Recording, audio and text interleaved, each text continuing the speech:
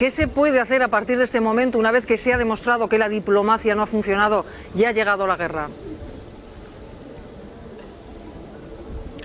Bueno, lo primero, vamos a ver cómo deriva la cosa. Acabamos de escuchar a un asesor del presidente Zelensky hace apenas unos minutos, que acaba de anunciar que Ucrania está dispuesta a negociar su carácter neutral a cambio de garantías de seguridad. Esta probablemente es la primera ocasión en la que claramente se plantea que Ucrania no debe pertenecer al ámbito occidental, a la OTAN y a la Unión Europea. Por lo tanto, este puede ser el primer punto de inflexión. Vamos a ver ahora cómo responde desde el Kremlin, si se aceptan estas negociaciones, que en el fondo es lo que en la práctica pedía Putin, es decir, alejar a Ucrania del eje occidental, o bien se prosigue la invasión rusa hacia el sur del país. Eso es lo que tenemos que ver en los próximos minutos y en los próximos días, claro. Una vez que Ucrania dice que podría mantenerse neutral, ¿cuál podría ser la respuesta por parte del Kremlin, por parte de Vladimir Putin? Fernando. Bueno, esta es una clave, ¿no? Tenemos que ver si realmente hay intención por parte de Moscú de asumir este estatuto de neutralidad, o realmente van a aprovechar para definitivamente poner un gobierno títere en Ucrania. Hay que recordar que desde que cae el telón de acero, desde que finaliza la Guerra Fría en el año 91, con el fin de la Unión Soviética, la OTAN, la Unión Europea, ha ido ampliándose hacia el este. Esas ampliaciones se producen en un momento de debilidad por parte de Rusia, y es verdad que con la llegada de Putin al poder en el año 2000 traza una línea roja, y esa línea roja que traza es Ucrania, que es un país que tiene vínculos históricos con la propia Rusia. Y en este sentido, Putin ya sabíamos que no iba a aceptar esa participación de Ucrania en el bloque occidental. Por lo tanto, ya se demostró en el año 2004, lo recordarán nuestros telespectadores, cuando Víctor Yushchenko es envenenado incluso y es desfigurada su cara. Posteriormente, de forma más radical, con la ocupación de Crimea, y por lo tanto ya se venía advirtiendo desde el lado ruso que Ucrania era una línea roja que no iba a ser aceptada.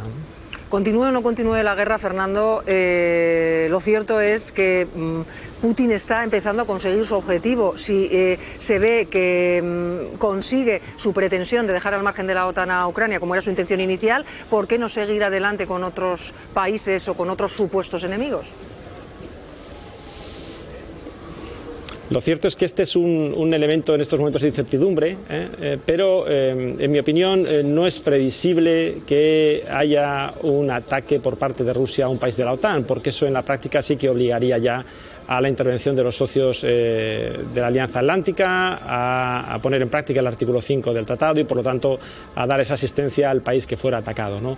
En este sentido, yo creo que Putin juega de manera muy inteligente sus bazas, lo ha demostrado una vez más en el caso de Ucrania, y también es verdad que por parte de la comunidad internacional se ha abandonado a Ucrania. Ya sabíamos desde hace semanas que no iba a haber presencia de tropas occidentales en Ucrania, porque Ucrania no pertenecía a la OTAN, y además, bueno, hay que recordar que esta misma mañana el presidente Zelensky ha informado que ha hablado con 27 líderes europeos y que ninguno le ha mostrado la disposición a enviar tropas para defender a su país, ¿no? Por lo tanto, en este sentido, Putin está consiguiendo sus objetivos estratégicos. Efectivamente, lo que queda por ver es si se conforma con poner en Kiev a un gobierno títere, o realmente pretende, digamos, mantener la ocupación del país. Esto es algo, yo creo que menos previsible. El caso de Afganistán, tanto para soviéticos como para norteamericanos, nos demuestra que la ocupación de un país, la invasión y la presencia permanente de tropas en un país puede derivar en guerra de guerrillas, en guerra asimétrica. Es un contexto que al Kremlin no le interesa, y en parte probablemente estamos ante una actuación relámpago. Los servicios de inteligencia occidentales dijeron que Ucrania podría aguantar 72 horas, lo cierto es que lleva apenas 32 desde que se inició la invasión, y como vemos ya desde Kiev se está pidiendo negociaciones de paz. Más allá de los pasos que puede dar Putin, que son impredecibles, ¿cómo ha actuado la comunidad internacional? Nos preguntábamos, ¿se ha estado a la altura? Por lo que está diciendo Fernando, parece ser que no, que a Ucrania se la ha dejado sola. ¿Se podía haber hecho más de lo que se ha hecho para evitar llegar al punto en el que estamos? Y a partir de ahora, ¿qué es lo que se debe hacer más allá de imponer sanciones? Claro, el factor que evita la guerra en la práctica es la disuasión. Es decir, y la disuasión básicamente son dos aspectos: que tú tengas capacidad armamentística, fuerzas armadas suficientes para evitar que el adversario, para que el adversario se piense la posibilidad de invadirte o de ocuparte. Este es un elemento fundamental. Y luego la credibilidad, es decir, que tú estés dispuesto a utilizar esa disuasión y esas fuerzas armadas para hacer frente a una posible invasión. En el caso de Ucrania, hemos visto meses atrás cómo incluso desde las palabras del propio presidente norteamericano, Joe Biden, se decía, se daba a entender que incluso se aceptaría una cierta ocupación de algunas partes del territorio ucraniano, de las repúblicas separatistas, etcétera, ¿no? Por lo tanto, yo creo que no ha habido ese mensaje de disuasión suficiente ante Moscú, y Moscú, que lógicamente lo ha aprovechado, pues un elemento y un factor evidente es que cuando tú acumulas, como ha acumulado Moscú, decenas de miles de soldados en la frontera de un país, no es para echarte un farol, tienes una intención clara de aprovechar la situación para avanzar y ocupar, como ha sido el caso, el territorio ucraniano, ¿no? De cara al futuro, las sanciones, bueno, pues en materia de sanciones ya tenemos en el ámbito de la comunidad internacional una amplia tradición, ¿no?